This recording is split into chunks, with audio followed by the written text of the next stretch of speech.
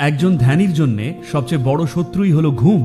না, কেউ একজন মাথা নেড়ে বলছেন, না সদ্গুরু, সেলফোন। এটা গ্রীষ্মপ্রধান বিশ্বের 3টি জাদুময় ফল। এটা খেলে দেহের ভেতরে শোধনের কাজটা হবে। এটা সত্যি জাদুর মতো কাজ করে। লিম্ফ্যাটিক বা লসিকাতন্ত্রই দেহের মধ্যেকার তরলগুলোকে সুব্যবস্থিত করে রাখে এবং দেহের জন্য বাইরে থেকে আসা সমস্যা সৃষ্টিকারী অণুযুদ্ধের সঙ্গে মোকাবিলা করে।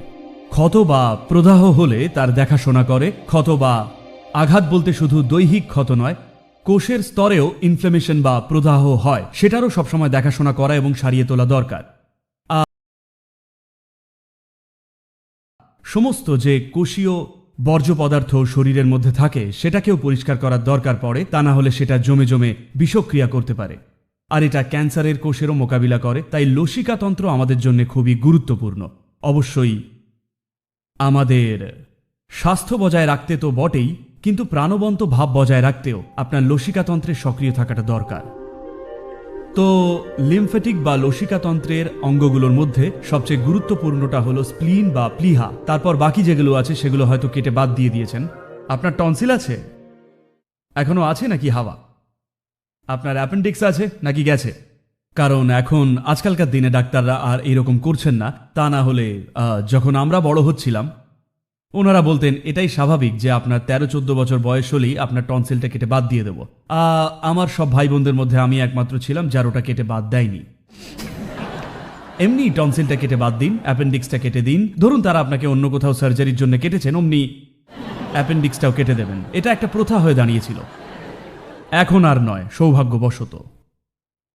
তো এই সব অঙ্গগুলোই যেগুলো আপনার লসিকাতন্ত্রকে পরিচালনা করে,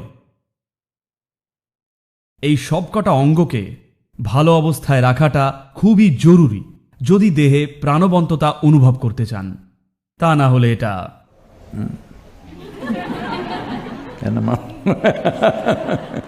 এটা আপনি কি হচ্ছে সেটা জানতে পারার আগেই দেহটা এইরকম হয়ে যাবে, যেন একটা অসুস্থ মুরগি। তো তখন যদি আমি আপনাকে ধ্যান করার জন্য চোখ বন্ধ করতে বলি,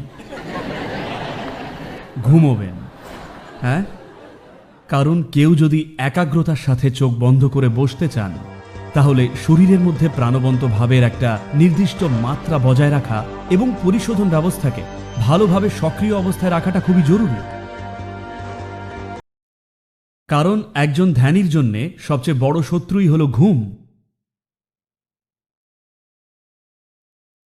না, কেউ একজন মাথা নেড়ে বলছেন, না সদ্গুরু, সেলফোন।